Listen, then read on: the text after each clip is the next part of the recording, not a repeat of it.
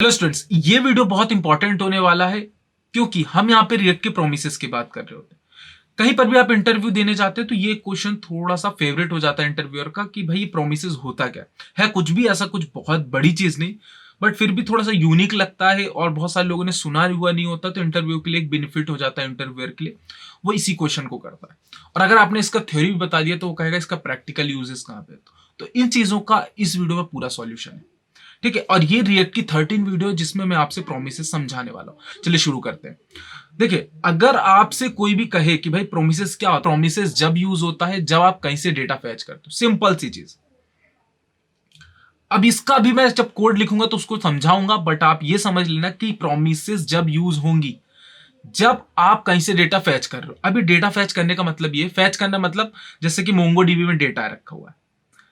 अब आप क्या करोगे कि मोंगोडीबी का डेटा अगर आप रिएक्ट पे लेके आना चाहते हो, ठीक है, या फिर आपने कहीं नोड पे एपीआईज बनाई, उस एपीआई को आप कॉल करा के, या फिर कह सकते हो कि एपीआई के थ्रू डेटा फ्रंट एंड के रिएक्ट पे लाना चाहते हो, या फिर आपने एपीआई नहीं बनाई, लोकल जेसन पे काम कर रहे हो, किसी भी डेटाबेस पे काम कर रहे हो, तो ध्यान से समझना कि अगर आप ये चाहते हो कि अगर डेटा को आप डेटाबेस से निकाल के, चाहे वो बैकएंड के थ्रू या डायरेक्टली एक्सियोस से आप कुछ काम कर रहे हो, तो अगर आप ऐसा चाहते हैं कि डेटा को आप देखना चाहते हैं तो आपको प्रोमिसेस यूज करना पड़ेगा।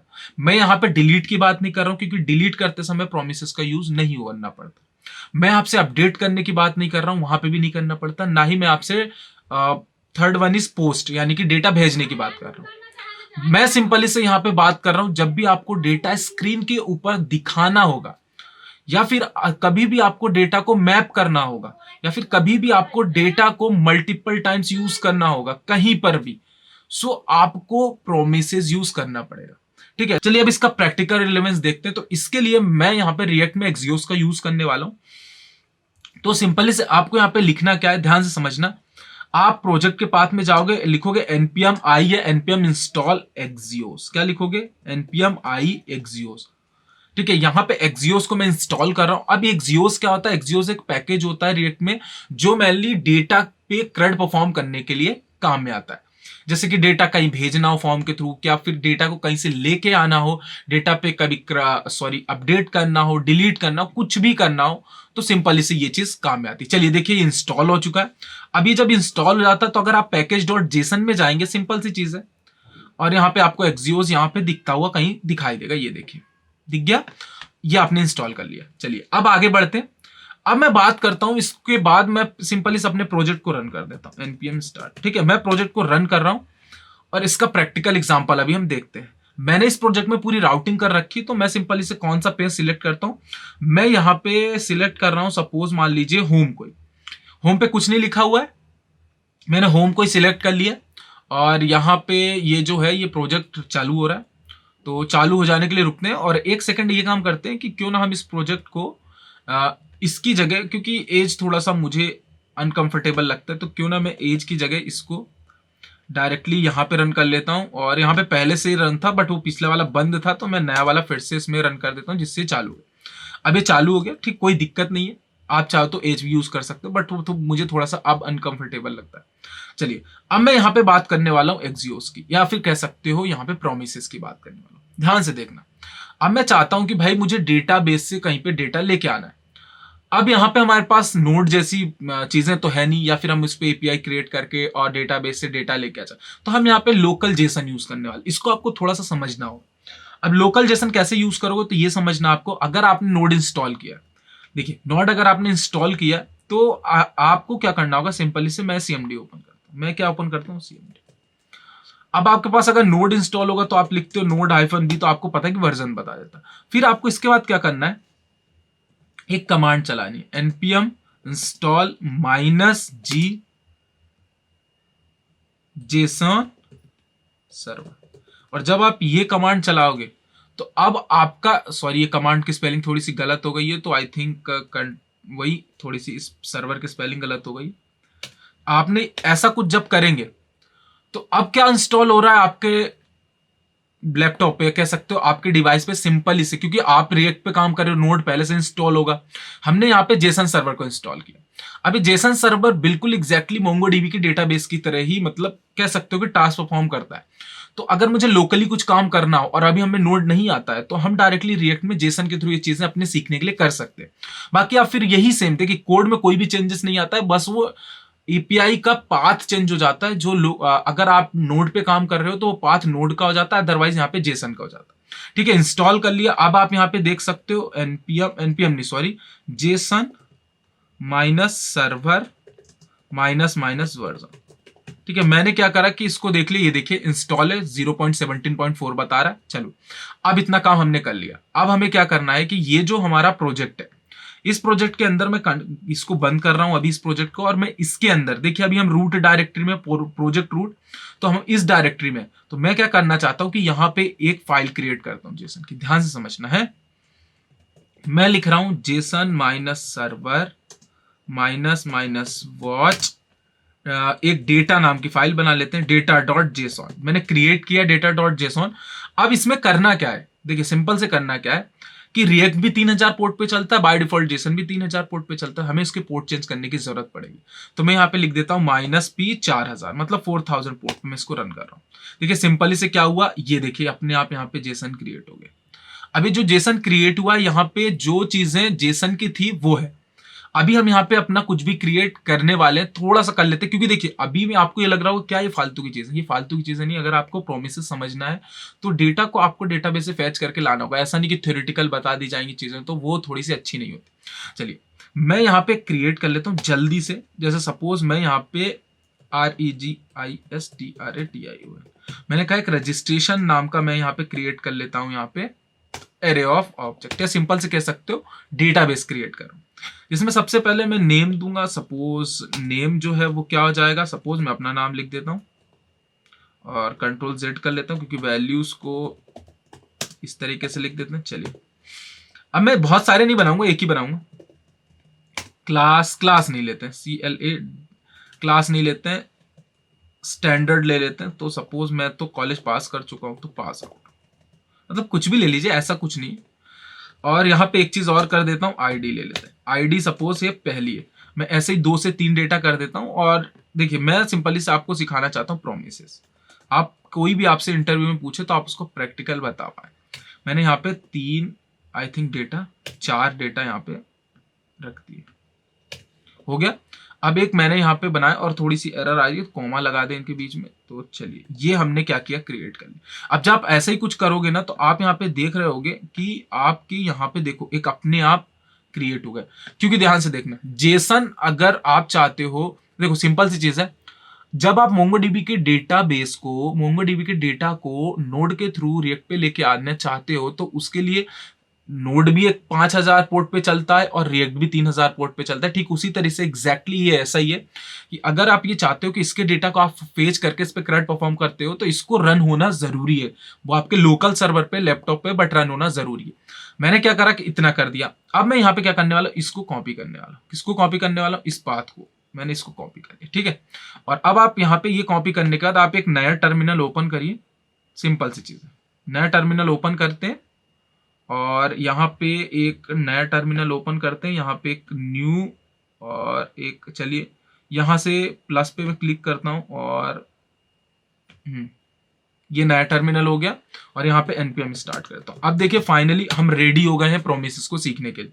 हमने प्रोजेक्ट भी रन कर दिया, हमने यहाँ पे एक दूसरे टर्मिनल पे हमारा यहाँ पे क्या चल रहा है, जेसन भी चल रहा है, तो वो सारी चीजें हो गई हैं। अब देखिए अब मैं काम करने वाला हूँ, ध्यान से समझते हैं। चलिए अब मैं यहाँ पे क्या करने वाला हूँ कि सिंपली से ये जो डेटा है ये हमारा लाइव हो गया। समझ लो कि ये जो है नोड है ना, अपनी एपीआईज के थ्रू मोंगोडीबी से उठा के लेके आ रहा है। आप चाहो तो लोकल जेसन में समझना चाहते हो तो अब ये जेसन सर्वर पे, या कह सकते हो कि सर्वर पे चल रहा है। अब मैं जाता हूं अपने होम पे और यहाँ पे क्या करूंगा कि उस डेटा को फैच करना चाहता हूं। मैंने एक पैकेज इंस्टॉल किया Axios, तो उसको इंपोर्ट कर लेता हूं। इंपोर्ट Axios फ्रॉम Axios, ठीक है, आ गया। दूसरी चीज, आपने उसको इंपोर्ट किया, आप चाहते हो उसको यूज करना, तो आपको यहाँ पे क्या करना होगा, सबसे इंपॉर्टेंट चीज मैंने आपको बताया था, आपको यूज करना होगा यूज इफेक्ट। क्या करना होगा, यूज इफेक्ट। और यूज इफेक्ट मैं इसलिए कहता हूं, यूज इफेक्ट जो है वो अगर नहीं भी यूज करेंगे तब भी चीजें चलेंगी, बट हमारी परफॉर्मेंस को बहुत अच्छा कर देता है यूज इफेक्ट। चलिए पिछली वीडियो जो है उसमें बहुत अच्छे से मैंने एलोबरेट किया, बिल्कुल अच्छे से समझा, तो आप चाहे तो उस वीडियो को देख सकते हैं। पार्ट 12 वीडियो थी। मैंने यहाँ पे यूज इफेक्ट हुक बनाया और मैं चाहता हूं कि एक ही बार चले, तो इसलिए मैंने उसको क्या किया, एक खाली एरे पास कर दी डिपेंडेंसी के लिए। अब हम एक्सियोस सॉरी यहाँ पे प्रोमिसेस की बात करते हैं। अब ध्यान से समझना, मैं चाहता हूं कि मैं यहाँ पे अभी प्रोमिसेस का यूज नहीं कर रहा हूं, ध्यान से समझना। मैं यहाँ पे DATA डेटा नहीं, मैं यहाँ पे सपोज एक फैच करने वाला हूं, तो मैं क्या लग देता हूं, स्टोर। मतलब मैंने एक स्टोर नाम का क्या बनाया, यहाँ पे सिंपल सी चीज, एक फंक्शन क्रिएट कर लिया। मैं चाहता हूं कि यहाँ पे डेटा को फैच करना है, तो मैंने लिखा लेट st, ठीक है, स्टोर का स्मॉल कर दिया, और चाहे तो मोस्ट ऑफ द टाइम आप कहीं पे भी देखते हो तो डेटा होता है, ठीक है। एक्सियोस क्या होगा, एक्सियोस डॉट, आप क्या चाहते हो, डेटा को फैच करना चाहते हो, यानी कि सॉरी लेना चाहते हो कहीं से, आप उसको निकालना चाहते हो, तो यूज मेथड का नाम है गेट। अब सिंपली से इसके अंदर आपको सिंगल कोट के अंदर वो पाथ पास कर देना यूआर का। थोड़ा सिंटेक्स बड़े हो रहे, छोटा कर दूं आई थिंक, हाँ अब ठीक है, अब आपको प्रॉपर विजिबिलिटी होगी। मैं उसको उस फॉर्मेट में कन्वर्ट करता हूं जिस फॉर्मेट में मैं यहाँ पे रिस्पॉन्स नाम से, अब देखिए वेरिएबल कुछ भी ले सकते हैं, ऐसा कंपलसरी नहीं। अब आपने ये जो डेटा लिया है, यानी कि जो आप यहाँ से फैच करके ला रहे हो, आपको क्या करना होगा, उसको कि उसको उस फॉर्मेट में कन्वर्ट करना पड़ेगा जो फॉर्मेट हम समझ पाते हैं। हमारा सिंपल से कहने का मतलब है कि हमारी रिएक्ट समझ पाती है, जो कि मैप करने के काम में आएगी। तो यहाँ पे उस मेथड का नाम है डेटा। अब यहाँ पे ऐसा नहीं कि 2 बार डेटा ही डेटा कंपलसरी, आप यहाँ पे जो भी वेरिएबल का नाम लिखोगे वहां पे लिखना पड़ेगा, और यहाँ पे और लिखना पड़ेगा डॉट डेटा। तो ये डेटा वर्ड जो है ना, ये कंपलसरी है, क्योंकि ये एक मेथड कह सकते हो जो क्या करती है, जैसे जब हम लोग जेसन यूज कर रहे थे, सॉरी जब हम फैच मेथड यूज कर रहे थे, तो फैच मेथड जब यूज करते तो हमें यहाँ पे लिखना पड़ता है जिस भी वेरिएबल हम डेटा को स्टोर करके रखते हैं उस वेरिएबल का नेम डॉट जेसॉन। बट ये हम यहाँ पे फैच तो यूज कर नहीं रहे, तो हम यहाँ पे एक्सियोस यूज कर रहे हैं। तो एक्सियोस को यूज करके जब हम किसी भी एपीआई या यूआरएल से डेटा फैच करके किसी वेरिएबल पे रखते हैं, तो उस वेरिएबल को हमें डॉट डेटा लिखने से क्या होता है कि अब उस स्पेसिफिक फॉर्मेट में हो जाता है जिसको हम यूज कर पाएंगे। चलिए अब मैं यहाँ पे करता हूं कंसोल, ध्यान से समझना, console dot log, console dot log में लिखता हूं रिस्पॉन्स। ध्यान से समझना, अब बात आ रही प्रोमिसेस की। इतना टाइम मैंने सिर्फ इस चीज के लिए लगाया। अब जैसे आप ऐसा कुछ करेंगे और आपको देखिए, अभी तो आपने यहाँ पे फंक्शन को बनाया, आपने कॉल किया क्या, नहीं किया, तो आप सिंपली से उसको कॉल कर लीजिए।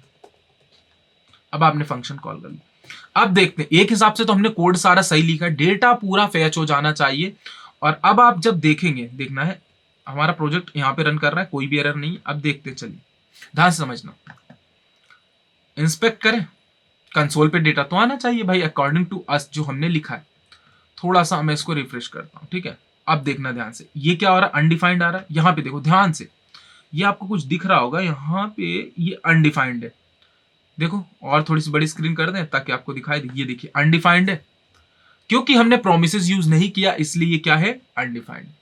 अब अगर आप ये चाहते हो कि भाई देखो यहां पे एक्सियोस का यूज करना, सॉरी यहाँ पे प्रोमिसेस का यूज करना, देखिए करना क्या होता है, प्रोमिसेस का मतलब ये होता है, जैसा मैंने आपको कहा कि किसी जगह से डेटा फैच करते समय जब हम किसी भी फंक्शन को, चाहे वो एरो फंक्शन हो या नॉर्मल फंक्शन हो, उसको हम लिखते हैं असिंक। क्या लिखते हैं, असिंक।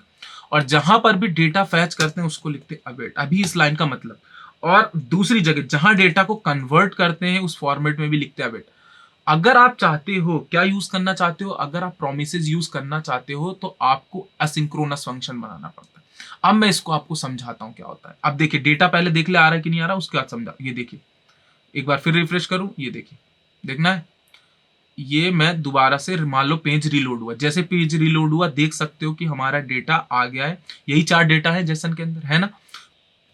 देखिए सिंपल से जावास्क्रिप्ट के कोड है वो जल्दी एग्जीक्यूट हो जाते हैं, या फिर ऐसा भी हम कह सकते हैं, या ऐसा भी समझ सकते हैं कि जब हम असिंक फंक्शन नहीं बनाते तो होता क्या है कि सबसे पहले ये फंक्शन कॉल होता है, क्योंकि देखिए जैसे ही हमारा पेज ओपन होता है वैसे ही हमारे सारे कोड चल जाते हैं। और जब कोड चलते हैं, क्योंकि हो सकता है इंटरनेट की कनेक्टिविटी के कारण, या फिर एक जगह से एक सर्वर के पोर्ट से दूसरे सर्वर के पोर्ट से डेटा फैच करने में थोड़ा सा समय लग जाता है। अब उस समय को कैसे हम हैंडल करें, क्योंकि देखो हमारे तो कोड है, जैसे पेज खुलेगा वो चल जाएंगे, और जैसे कोड चल जाएंगे तो यहां से तो डेटा फैच करने में थोड़ा सा तो समय लगेगा ना, एटलीस्ट अगर 0.1 सेकंड भी लग रहा है तो इस कोड को एग्जीक्यूट होने में हो सकता है कि उससे भी कम समय लगे, और जब उसको वो कम समय लगता है तो वो एग्जीक्यूट हो जाता है, जिसके कारण क्या होता है कि हमारा रिस्पॉन्स है जो भी वेरिएबल है वो खाली रह जाता है।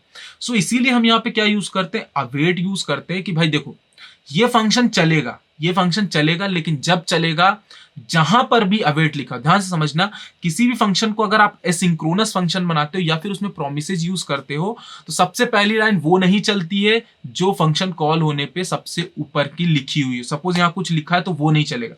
सपोज यहां पे लिखा हो console dot log high, suppose ऐसा कुछ लिखा तो ऐसा नहीं होगा। सबसे पहले वो लाइन एग्जीक्यूट होती है जिस लाइन में अवेट दिखता है। तो सपोज पहली ये लाइन एग्जीक्यूट हुई, ये लाइन एग्जीक्यूट हुई, और जब तक ये आगे नहीं बढ़ेगा, जब तक ये यहां से डेटा को उठा के लेके नहीं आता।